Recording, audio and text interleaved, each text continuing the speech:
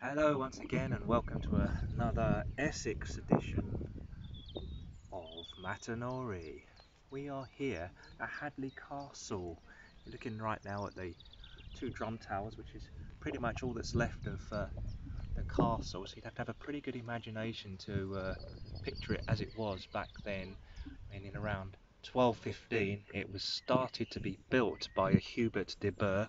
Now, I haven't done any research on this, but I reckon it's a long lost ancestor of Christopher, but I'm not quite sure about that one.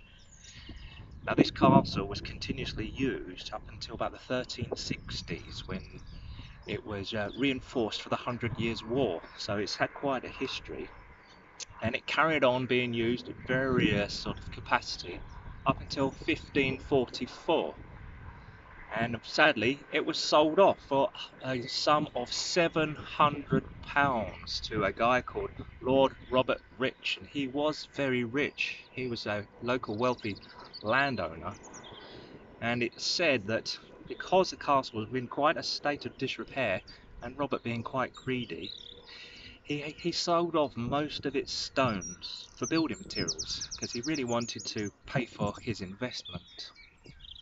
Also, the castle had been neglected over the years, and the ground on which it's built is quite unstable, and there's a lot of land slippage around. Also, we're near the coast, and the salty air meant it kind of ended up as we see it today. Now, the famous Essex artist John Constable, most famous for the Haywain, the one about the guy who drove his cart into like a pool of water.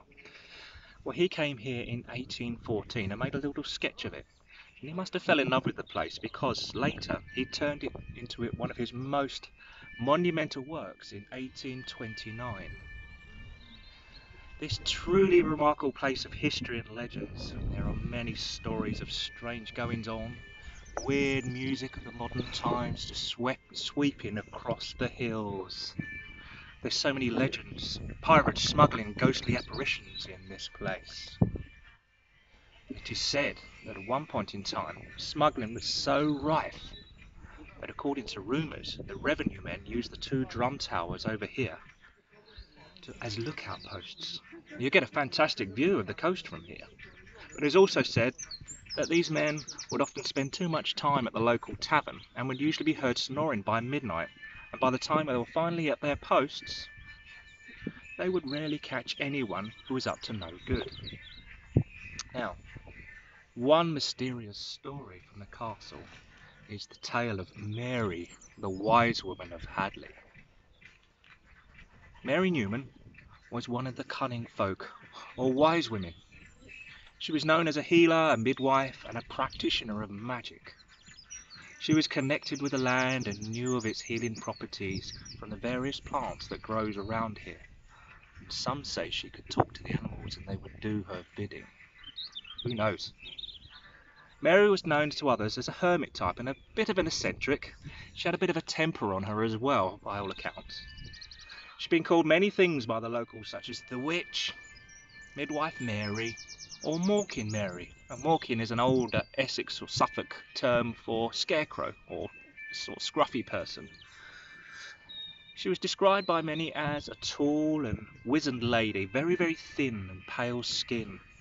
In the years she had appeared to become frail, but nobody really knew exactly how old she was. She looked older than her years, but if you looked into her eyes, they were dark and beautiful, but looked quite mournful. It was as if there was a great sadness behind them. Mary would often gaze out to sea, looking at the boats coming in. Her eyes suggested that she was searching for a long-lost lover who would never be able to return to her. She would then sigh and continue with her work. Mary would often be seen wearing a curious robe of knotted wool, which would trail behind her over the dew-soaked grass, as she wandered searching for herbs and other plants she needed for healing. She would sometimes like to wear a white veil, especially if collecting at night, in the light of a full moon.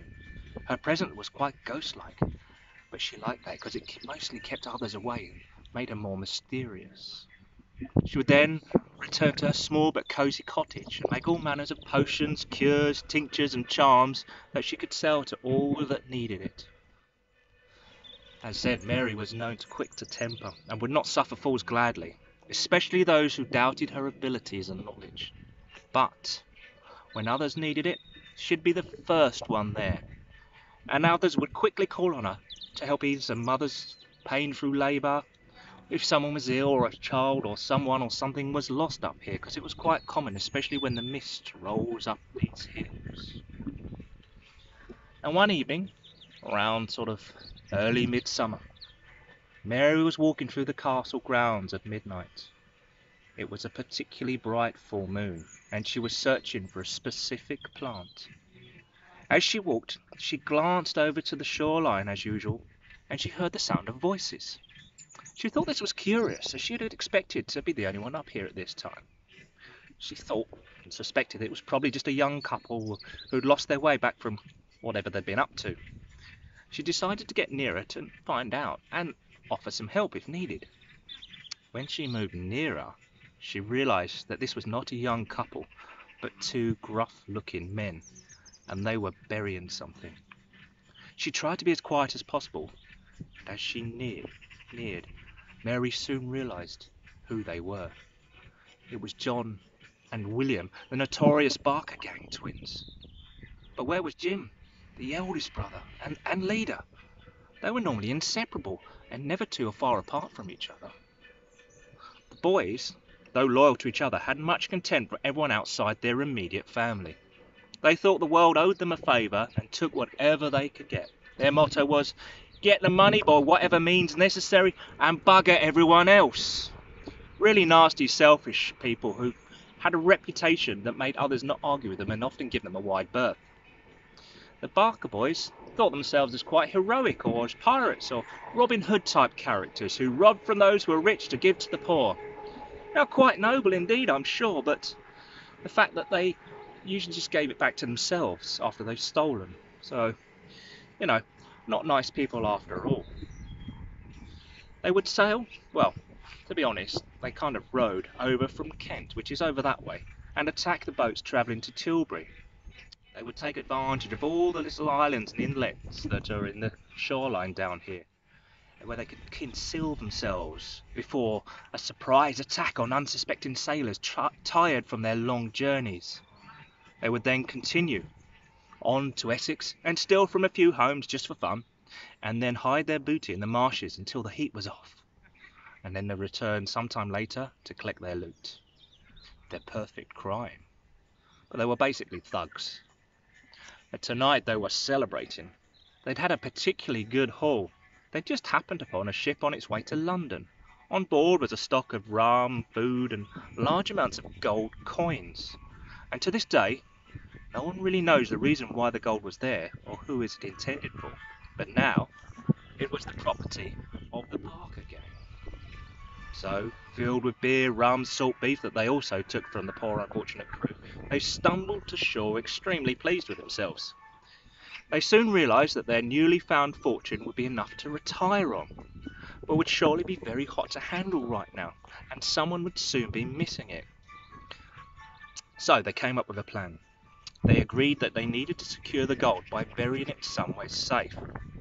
They could then return excuse me, about a year later to make sure that the heat was definitely off. Excuse me. They dragged the gold up the hill. Jim, the elder brother, needed to relieve himself, so he let John and William start the digging. Pretty convenient. Jim found a suitable bush a little way from his brothers, and as he finished what he was doing, he saw an odd, ghostly figure staring down at his brothers. It was wearing a curious woolen robe. He was heavy with drink, but through his bleary eyes, he soon came to his senses and realised it was just an old woman.